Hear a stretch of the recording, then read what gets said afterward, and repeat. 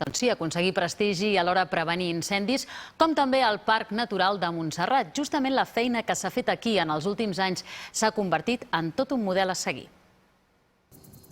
És un clar exemple de com haurien de ser els boscos, oberts amb poca densitat d'arbres que no han de competir entre si, un bosc amb menys combustible i, per tant, molt menys vulnerable davant d'un incendi. I en el mateix entorn tenim aquest bosc impenetrable, atapeït, una veritable pantalla vegetal.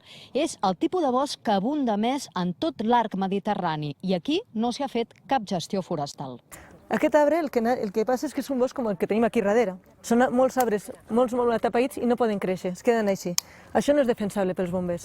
Acompanyar aquests boscos cap a estadis de maduresa més ràpidament, cap a arbres més grossos, que es diferencien bé del terra, farà tenir boscos menys vulnerables a cremar amb molt alta intensitat. 5 anys després d'implantar el projecte LIFE a Montserrat s'ha demostrat que aquest model de gestió forestal funciona. L'incendi d'Òdena va ser un incendi que justament va posar a prova aquest model que estàvem treballant. Es va poder aturar l'incendi justament allà on s'havien pogut fer els tractaments forestals. L'objectiu era restaurar els boscos joves regenerats després dels incendis del 86 i 94.